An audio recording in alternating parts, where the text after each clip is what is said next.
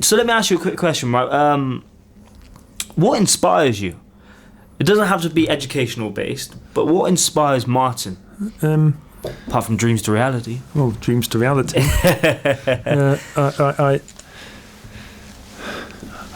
I've never seen. It's about working with people and doing. Right. If I ask enough whys, it's justice and fairness. I can't stand injustice, and I can't stand things not being fair. I hate disparity. I hate inequality. It really upsets me to see things that aren't fair taking place. It's that natural sense of that's just not fair. That's just not justice. I have a big saying that I don't let, because people have free will, but I don't say to leaders, and I don't say to staff when I'm talking to all of them, don't ever say work-life balance.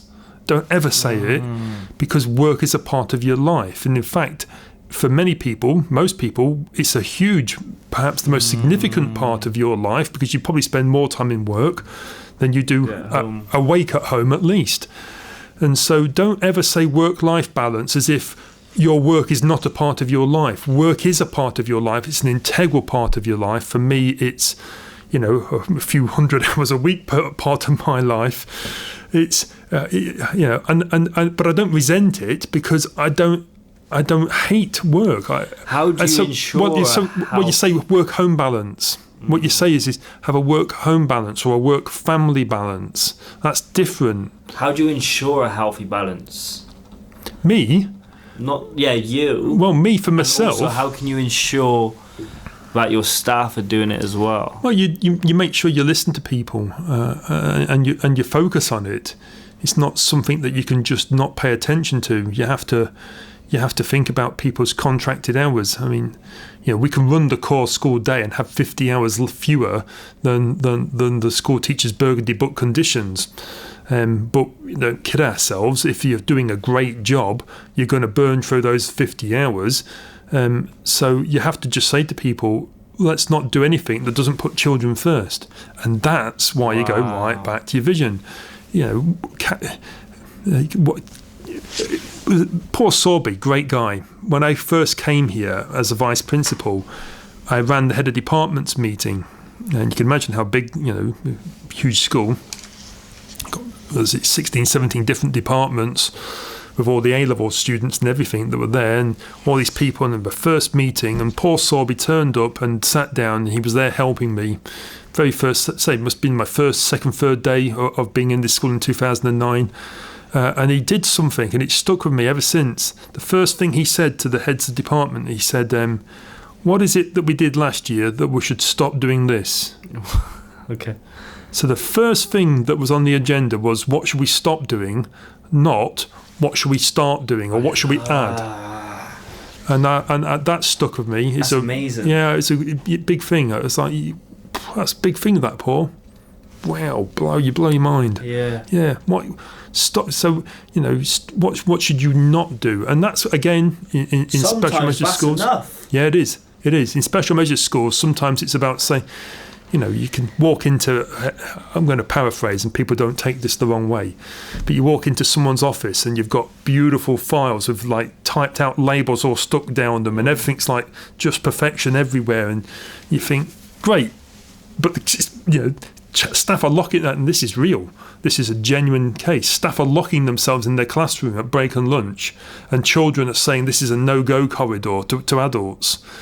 And you walk into a head's office and you see these fantastic files, and you think, yeah, you're just living in your office. You're not out there.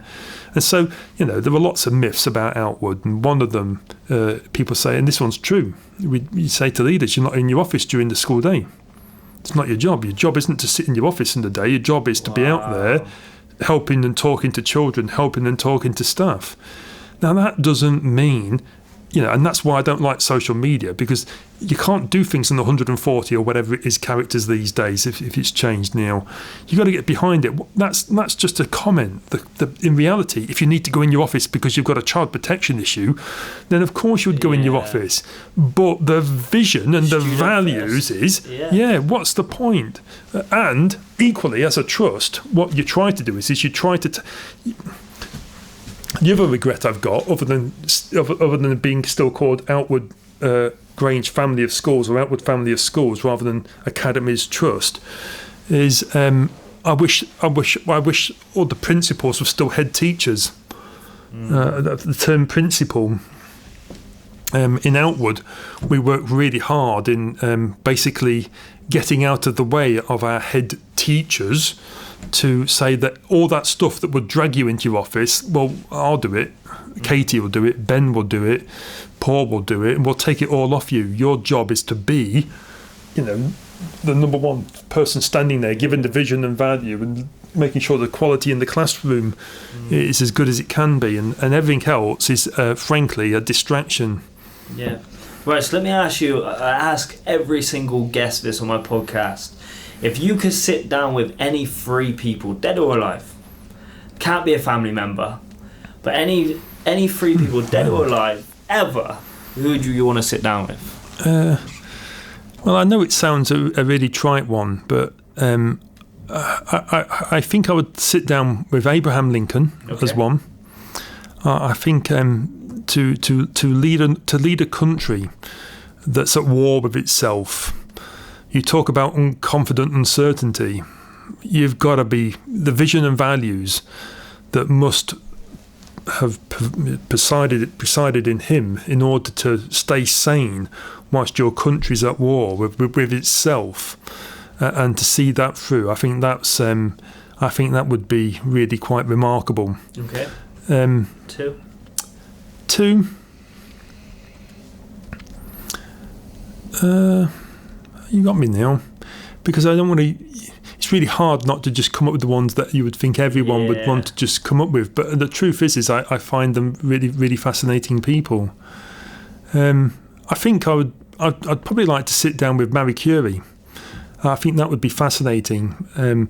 Someone who's a pioneer and breaking moulds in more than one way.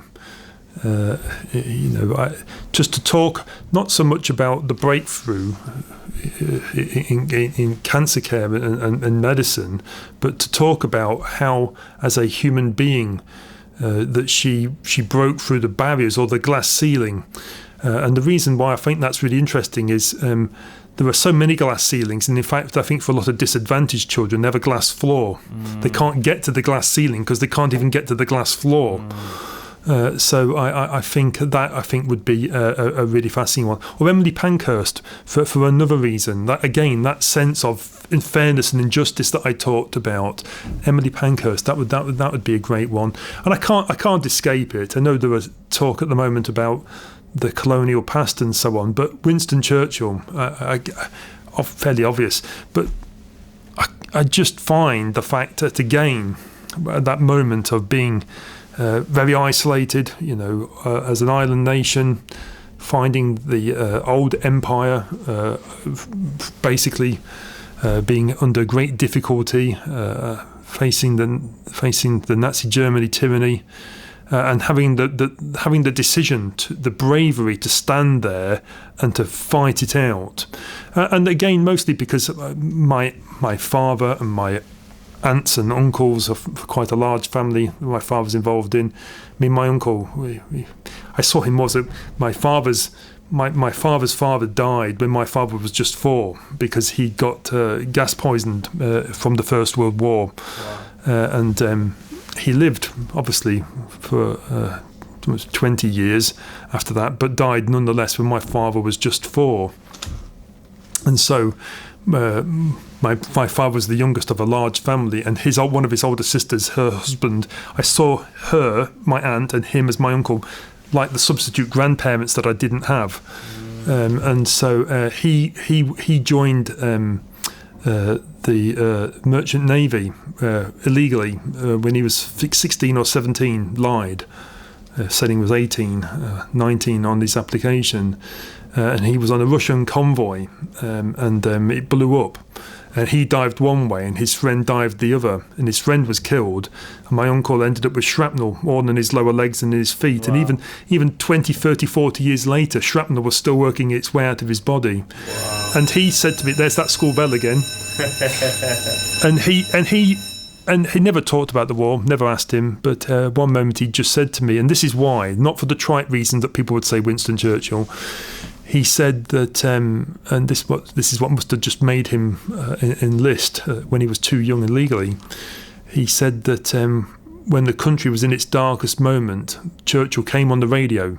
He did his version of a Dreams to Reality podcast, and he called upon the country to stand firm. And he said, and you believed him. So the man had. I mean, the film is a brilliant piece of acting, and the truth behind it. But the bloke had a way with words. Yeah. And his ability to inspire a nation. And my uncle welled up, quite tearfully. He said, when he said that we were going to fight them on the beaches, he said, and we did. Yeah. And so mostly, Churchill, not for the reason that people would say, but for the inspiration. Yeah. Okay. Emily Pankhurst or Marie Curie for the sense of breaking through that glass ceiling or the fighting of the injustice, and Abraham Lincoln because I think that confidence. Amazing. There you go. Back to the vision and values. I picked people that all align with who definitely. I am. So let me, last question. You know me quite well now. You see quite a lot of my work. It is growing. We've got younger speakers and coaches. We're getting a team now. What advice would you give me to continue doing what I'm doing? What advice would you give me to kind of take it to the next level, to continue growing?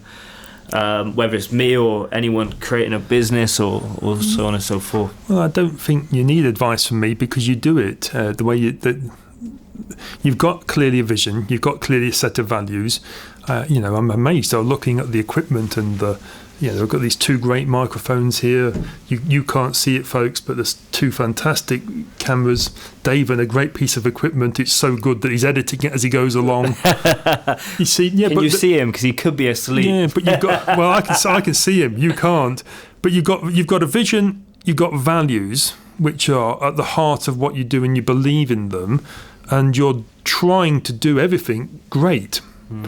And if you do everything great, and you've got vision and values, then it will be fine. Obviously, things can come in like coronavirus from the left field and test people's resilience, but your core is correct. And where people, and that's why you'll find, if you read it, the founder's mentality, really interesting, is where people lose that you grow and you overstretch, and suddenly your vision and values aren't believed now, or you start to get a sense of ego that starts to drive, and actually there's some really good examples in that book about really big Fortune 500 companies, how they grow, and then how they lost their way from that insurgence in the system. And if you think back to what you were doing right at the start, and how many people were doing this sort of work compared to perhaps even a few years later now, where there are far more crowded space. What you can't do is you can't lose that sense of insurgency. So if it's about standing in front of children and motivating children, don't try and stand in front of in the concert hall and talk to 1,000 adults, because that's not what you were trying to do. That's right. And that's when people lose their way. That's amazing. I just want to say a massive thank you for your time today. And there's so many takeaways from what you've just said, Ben, and okay. I always enjoy kind of going back and listening over. So once again, thank you. There you have it, guys. Another great podcast. You already know what to do. Make sure you like, comment, share, do everything you need to. Subscribe as well. A massive thank you for Gadget Line once again for making this all happen. If you're a school leader, head teacher, work in a trust, and you need to check Gadget Line out, they make world-class videos and pictures for guaranteed under $7K a school.